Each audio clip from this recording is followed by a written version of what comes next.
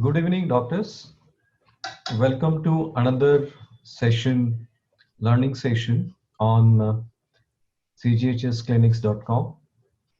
Today we are going to discuss answers of the case 96, which was posted on cghsclinics.com website.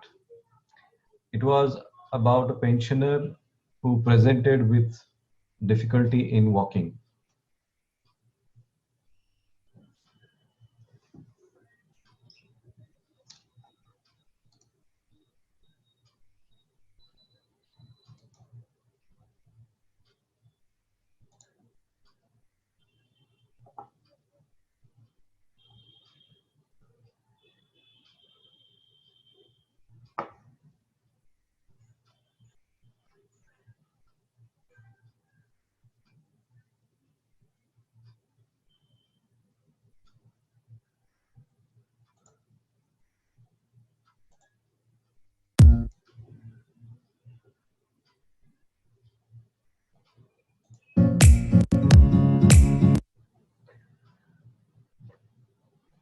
So this was the case of 61-year-old male pensioner who had difficulty in walking and tendency to fall, the video of which was posted to get the feel of the gait examination. It was gradual in onset with some urinary complaints of urgency and frequency, intermittent incontinence. He was a regular alcoholic, and on neurological examination, other than the gait, everything was normal. Planters were flexor on both sides, and deep tender jerks were shown in the video. The video which is posted on the Google Forms. And all his investigations, routine blood, including vitamin B12, thyroid, and ultrasound of the abdomen for possible prostate megaly was normal. So whenever we see an elderly patient with a gait abnormality, few things which we need to keep in mind is that they are usually slower than other patients in walking. They have shorter steps and they have a broad-based stride. So just watch this patient taking a walk in your wellness clinic. And if you can observe, it's a wide-based gait, short steps, as if his feet are glued to the floor. And look at the turning. 1, 2, 3 steps he requires to turning. And at the last step of turning, he is actually becoming very much imbalanced, and he's about to fall. So just watch the way he turns. We'll watch it again. So short steps glued to the floor. He doesn't turn in 1 or 2 steps. He takes around 3, and he has some imbalance while he's turning. So this was the typical gait which we saw in the video. And when we sent this patient for MRI, this was the MRI of the patient. The ventricles look dilated more than normal. And in the periventricular area, you can see hyperintensities which are marked with the yellow arrows. And in other section also, you can see dilated ventricles. So these hyperintensities are because of transependymal flow of CSF, which appears to be under pressure. For comparison and to understand, this is the normal MRI brain which appears, and this is what happens in a normal pressure hydrocephalus. So this patient was diagnosed based on the gait abnormalities, urinary complaints, and typical MRI findings. So This was a case of normal pressure hydrocephalus without any secondary cause. In the history, there was no history of any trauma or infection or no other comorbidities. So it was an idiopathic normal pressure hydrocephalus. So what responses we got from doctors are, for the question number 1, everybody was, almost all doctors said this, they wanted to ask history about memory loss, forgetfulness, and other cognitive uh, affection. So this is the correct history that you should be asking to patient's wife. In our patient, he did not have much of memory issues or any cognitive abnormalities as per the history of the wife. In fact, she said the memory is quite good. And many doctors had pointed out correctly this is a case of normal pressure hydrocephalus. But keeping aside the correct answer, I'm really appreciate the way other doctors have approached this case. Now, one response is cerebellar degeneration, alcohol induced. So this is a correct suspicion in the given clinical scenario. If you don't, and you should think about cerebellar cause for this white-based gait in an alcoholic patient. But the findings which go against it are there are no cerebellar signs, and the jerks which were shown in the video are not pendular, and MRI which is supportive that there is no cerebellar lesion. So you can see that cerebellum which has been visualized cerebellum and brainstem appears normal in the MRI. The other important somebody has submitted answer is a subacute hematoma, which is a very important differential diagnosis whenever such an alcoholic patient present with gait abnormalities. So subdural hematoma is also a good thought in this case. Korsakoff's encephalopathy, yes, because he's an alcoholic. But this is not a neuropathy. In neuropathy, normally the patient lifts the leg very high up, which is exactly opposite what is seen in the video. But of course, whenever you see, whenever you hear complaints of ataxia, you should think about neuropathy. But once once you examine the gait, then this alcoholic neuropathy is ruled out. He had normal B12, so B12 was normal as given in the clinical history. So this was a case of normal pressure hydrocephalus, but there are important differential diagnosis few doctors have pointed out, and we should also think from those angles also. So what is a normal pressure hydrocephalus presents? It usually first presents with impairments of gait and balance. First symptom is that, and it may be very mild at the start. The gait is very classically described as a broad-based. It is slow, short-stepped, and glue-footed, which is called as a magnetic gait. The patient doesn't lift the leg normally high. It tries to keep it glued to the floor as if. So this is called as magnetic gait.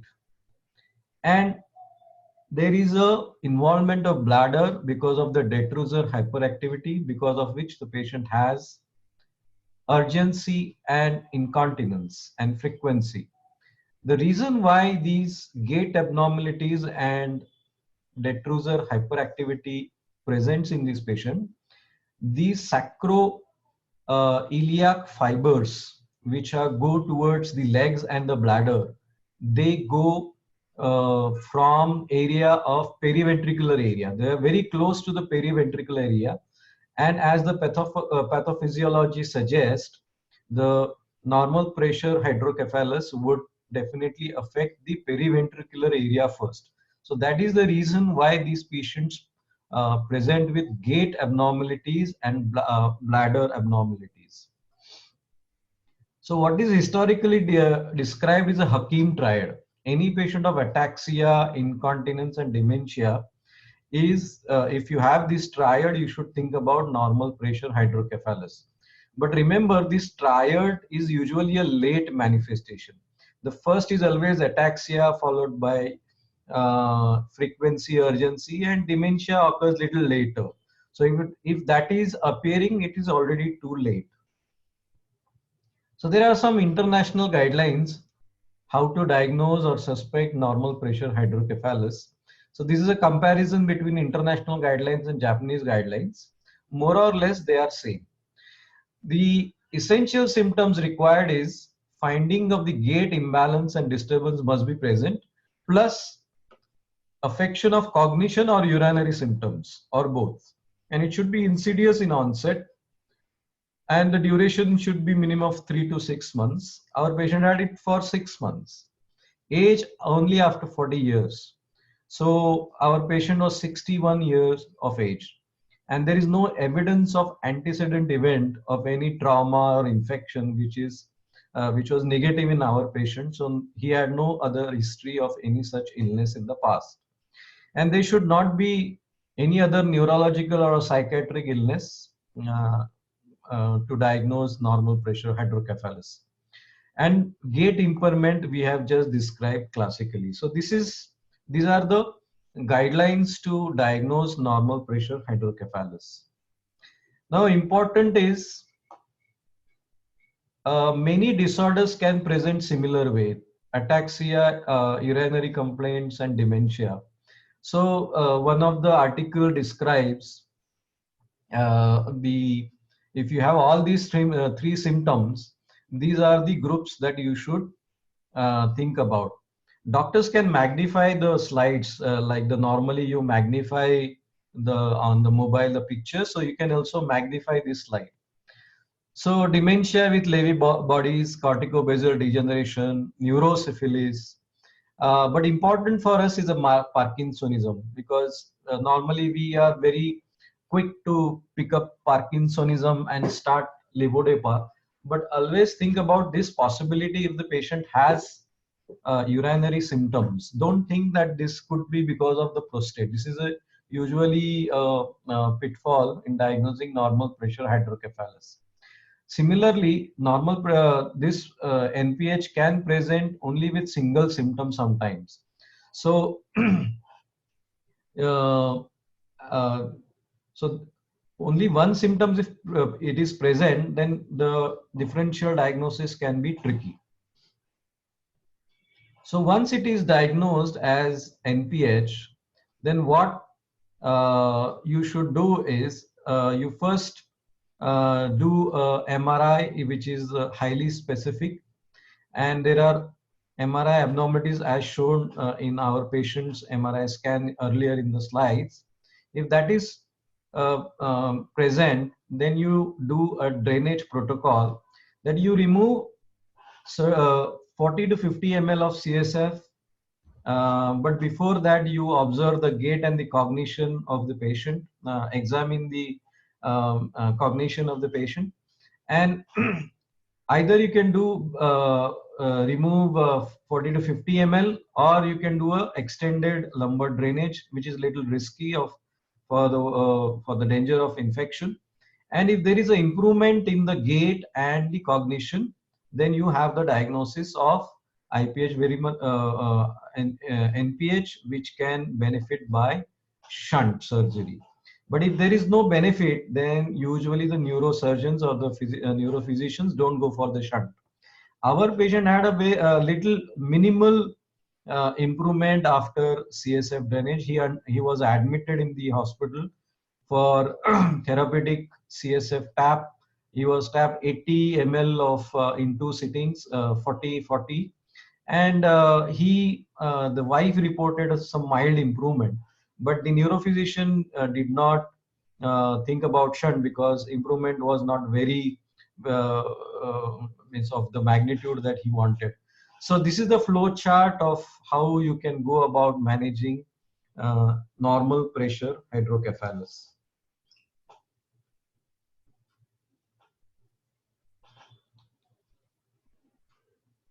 So what is called as a spinal tap test which just described in the flow chart, that you remove 30 to 70 ml of CSF, but it has to be repeated 2 to 3 consecutive days. And this may not be done by some of the busy hospitals. So you have to be little patient, and you have to measure the objective assessment of gait between 30 minutes to 4 hours after you have removed the CSF. And again, there is another invasive test, is a continuous spinal drainage of little more volume of CSF removed over a period of 2 to 7 days.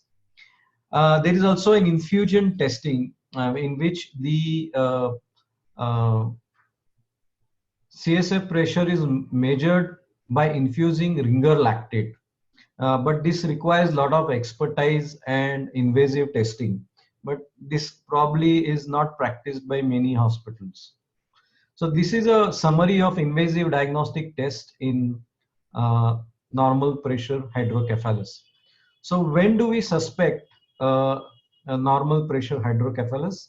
If the patient comes with walking difficulty, has ataxia, and also has urinary symptoms, or if the patient has Parkinson-like features and prostatic-like symptoms description, then you should suspect this and go for MRI.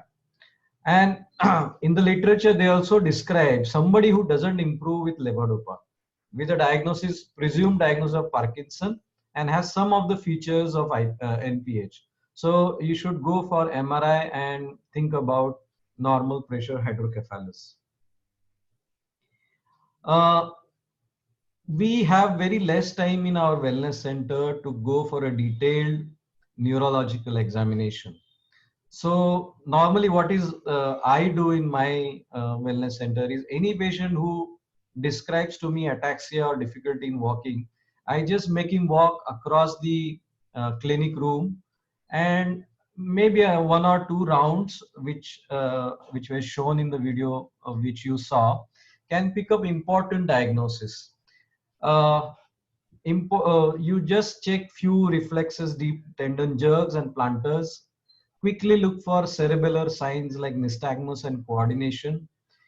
And if there are bladder symptoms, you don't think only about local issues of the bladder like prostate or cystitis or other local pathologies, but this could be of a central origin also, like in this patient, and also in previous case which was presented of Arnold Chiari's syndrome on CGHS clinics, where the patient had cervical syrinx who presented with incontinence.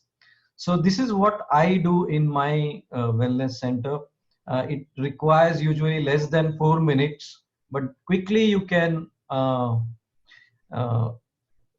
detect important neurological findings in wellness center. So I will unmute all doctors, and I would request specialists to comment on my case if there are any suggestion additions with respect to diagnosis or treatment. They can definitely go for additional comments. The forum is open for discussion.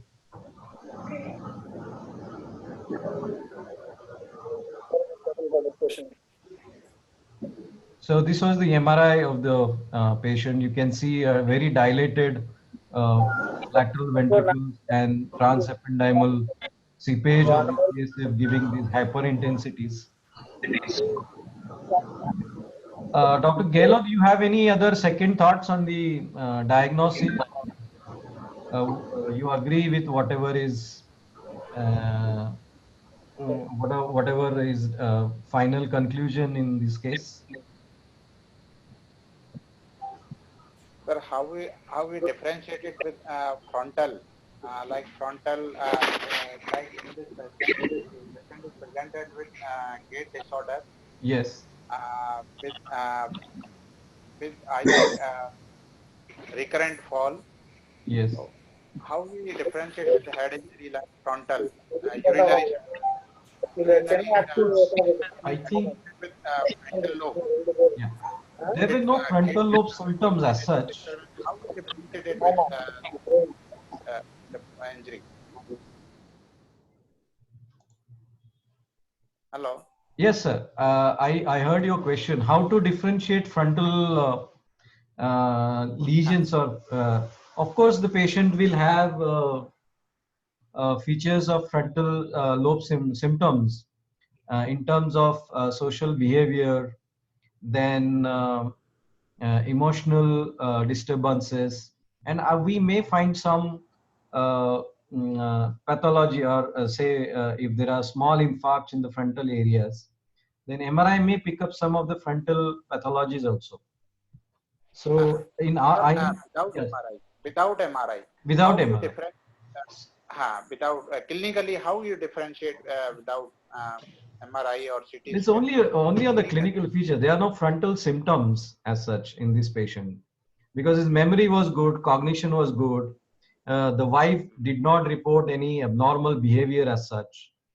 So there was nothing pointing towards in clinical features which or no memory loss either.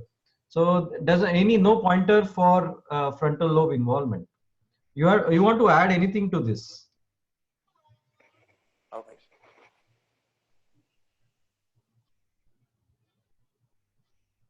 Any other comments on why this patient? Anybody has the information why the idiopathic normal pressure hydrocephalus may not respond in certain patients? Literature says that 20 to 30% of the patient may not respond even after therapeutic CSF drainage, and some patients even deteriorate after putting shunt, and placing of shunt may not give you long lasting relief all the time. Some patient may benefit, but not all patients. So anybody wants to add to that?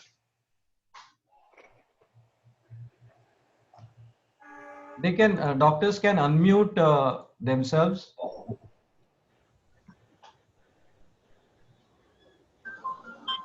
Doctors can comment on why there is no improvement in certain patients after therapeutic CSF drainage.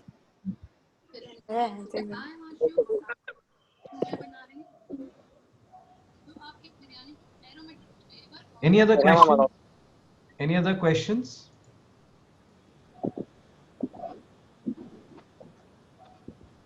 Yeah, in this case, you said he's an alcoholic. Yes. So, how do we rule out Wernicke's encephalopathy? Is Of it course, the symptoms. ophthalmoplegia? Yeah, the symptoms would be, in those patients would be confabulation, memory issues, and B12 was normal in this patient. Time? Uh, and because there were no cognitive issues in this patient, uh, we thought about this, but clinically it was not confirmed, and not by even by presentation. B12 was also normal, and the neurologist also final diagnosis he concluded in the empaneled hospital was normal pressure hydrocephalus. So those patients with Wernicke's would typically present with memories, cognition, and you may have other features of, say, cerebellar degeneration, alcoholic cerebellar degeneration along with that. So it was not there. He was not a very very heavy alcoholic. He enjoyed very controlled manner, but he was a regular drinker. That's what the wife said. Difficult to quantify. இன்னும் இங்கே முடிச்சிருவாங்க office meeting 10 மணினா இங்கே உட்காந்து meeting attend பண்ணிட்டு கதவை சாத்திட்டு Anybody else wants to? இனிமே வருங்காலம் சொல்றேன். Anybody wants to ask any question? சரி வீடியோ கான்ஃபரன்சிங் நான் போட்டிருப்பேன். நம்ம மொபைல் பேசிடுவாங்க போட்டு இருக்கணும். There is a lot of background noise. If anybody having left his mic open, please close it.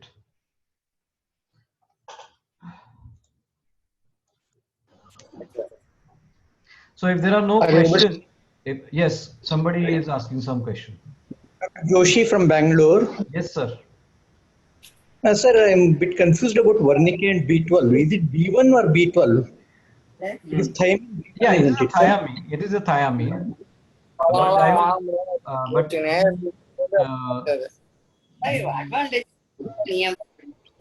that from dementia point of view, even the dementia is to be taken into account.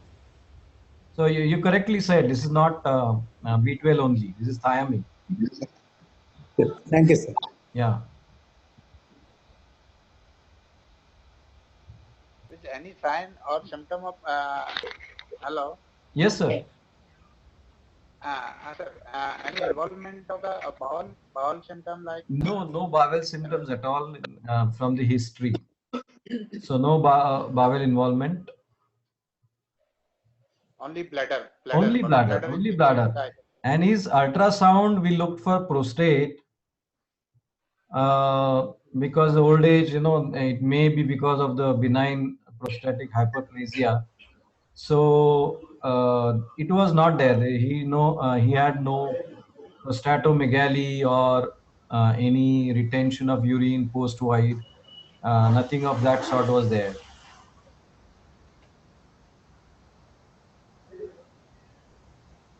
Will the bladder symptoms also subside, sir, after the? Yes, yes. That is what they look for. They look after they do a therapeutic CSF drainage. They look for two things. One is the gait examination as early as 30 minutes after the tapping, up to 4 hours, and cognition, improvement in cognition. So before the patient undergoes this therapeutic tapping, it has to be objectively measured. Means you have to give similar tasks that you give in mini-mental state examination, that you may give some cognitive task to the patient and ask this patient to repeat it again after the CSF tapping. Bladder improvement, of course, it will take some time, but for after therapeutic tapping, these two symptoms are assessed immediately.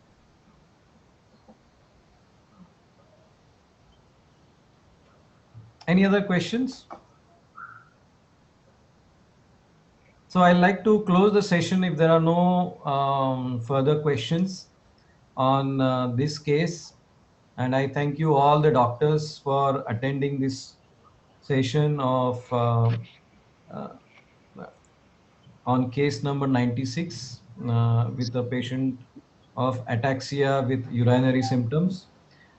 We have posted one very nice review article from Canadian Family Physician Journal. They describe how to approach in primary care settings these ataxia patients. And normally we focus on three levels. One is the joint peripheral level, if the ataxia or gait abnormalities are because of the joint issues in old patient. Second is the sensory level, any neuropathy or spinal cord issues, and then the higher senses, which come frontal lobe or cervical myelopathy, or in this patient such as normal pressure hydrocephalus. So you evaluate these patients at three levels from ataxia point of view. Look for the joints, musculoskeletal system, which also includes quadriceps strength, muscle strength, then the spinal cord, cervical myelopathy, and if there is nothing there, you can go think about the higher cortical involvement, like in this patient, or frontal lobe pathologies. Thank you all. I close the session. Good night.